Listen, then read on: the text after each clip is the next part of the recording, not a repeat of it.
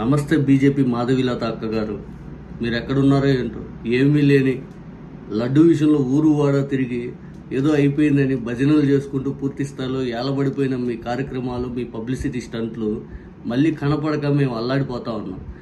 జరిగినటువంటి ఇన్సిడెంట్ల మీద మీ పబ్లిసిటీ చేసుకొని పూర్తి స్థాయిలో ప్రభుత్వాన్ని విమర్శిస్తే బాధలేదు.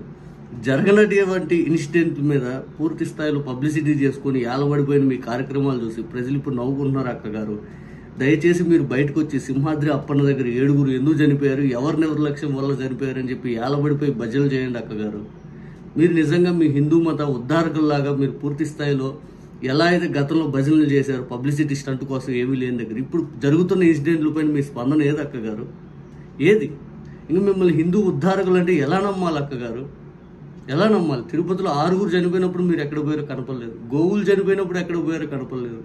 కాశీనాయన ఆశ్రమం దగ్గర పూర్తి స్థాయిలో ఆశ్రమాన్ని కూలదోసే పనులు చేస్తుంటే మీరు కనపడలేదు.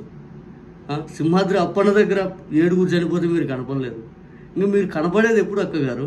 పబ్లిసిటీ మీకు ఏదైనా ఉపయోగపడుతుంది, పబ్లిసిటీ నాకు పనికొస్తుంది అనుకునే తప్పుడేనా? ఇంకా దేనికి అక్కగారు మీరు పూర్తి స్థాయిలో? ఇంకా దేనికి మీరు రాజకీయ వ్యవహారాలన్నీ? హైదరాబాద్లో ఎంఐఎంని కొట్టేస్తాను, గెలిచేస్తాను 5 అని చెప్పి మీ పబ్లిసిటీ స్టంట్లు చూసి నిజంగా అప్పుడు ఎంత ఫేమస్ అయిపోయారు కనిపించి ఇప్పుడు కనపడకపోతే అంత ఫేమస్ అవుతున్నారు. పూర్తి స్థాయిలో మీ గురించి ఇప్పుడు ఎలా చర్చ నడుస్తుందంటే మేడం గారు ఏంటి ఎక్కడ పోయారు అని, మేడం గారి గురించి ఎక్కడ పోయారని చర్చ నడుస్తూ ఉంది. ఒకసారి గతంలో లడ్డు విషయంలో మన మేడం గారు, మాధవీలత మేడం గారు పబ్లిసిటీ స్టంట్ చూడండి ఎంత హడావుడి చేశారు.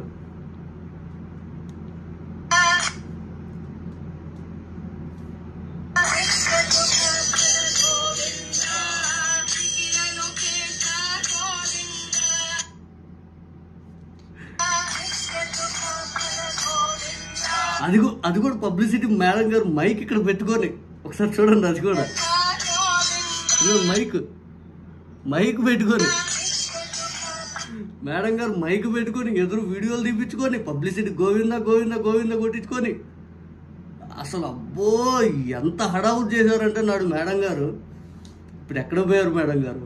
ఇప్పుడు నిజంగా హిందువులు మనోభావాలు దెబ్బతిన్నాయి. హిందువులు పూర్తి స్థాయిలో గుళ్ళకి వెళ్ళాలని భయపడిపోతున్నారు. హిందువులు పూర్తి స్థాయిలో ఇక్కడ రక్షణ లేదని అల్లాడిపోతా ఉన్నారు. మీరే వచ్చి క్వశ్చన్ చేయాలి మేడం గారు. మా దగ్గర డిప్యూటీ సీఎం అనే ఒక ఆయన ఉన్నాడు, ఆయన కూడా సేమ్ మీలాగే. కాకపోతే ఆయన ఏంటంటే హడావుడి ఎక్కువ చేసేస్తూ ఉంటాడు, మీరేంటంటే పబ్లిసిటీ ఎక్కువ చేసేస్తూ ఉంటారు. హడావుడి ఆయన రాక, పబ్లిసిటీ వాళ్ళు వెళ్ళక ఏం చేయాలి మేడం గారు? కొద్ది బయటకు వచ్చి పూర్తి స్థాయిలో హిందువుల కోసం పోరాడండి మేడం గారు. మా జగన్మోహన్ రెడ్డి గారు ఒక్కడే ప్రతి దాంట్లో ఆయన పోరాటం చేస్తూ ఉన్నారు. ఆయన లాంటి మీరు మద్దతు ఇచ్చి ప్రభుత్వాన్ని క్వశ్చన్ చేయండి మేడం గారు. హిందూ మతం ఇప్పుడు ఎక్కడికి వెళ్ళిపోతూ ఉంది, ఇప్పుడు ఇబ్బందిగా ఉంది. గుళ్ళు గోపురాలకు వెళ్ళాలంటే రక్షణేనా అని ఆలోచన మొదలవుతూ ఉంది. దేనికి మేడం గారు ఈ బాధలన్నీ మాకు? దయచేసి మీలాంటి వాళ్ళు వచ్చి పూర్తి స్థాయిలో హిందువుల కోసం ఇంటర్వ్యూల్లో కాకుండా, లేకపోతే పబ్లిసిటీ స్టంట్లో కాకుండా నేను నిలబడతానయా, నిలబడండి. అసలు ఎక్కడ మీరు పూర్తి స్థాయిలో అండర్ గ్రౌండ్కి వెళ్ళిపోయినట్టుంది. అసలు కనపట్ల మీరు, మీ స్టేట్మెంట్ లేదు, మీ మాట లేదు, మీ పలుకు లేదు, కనీసం వినపట్లేదు, కనపట్లేదు, చూడలేను అన్నట్టు అయిపోయింది పరిస్థితి. అంతే ఉంది.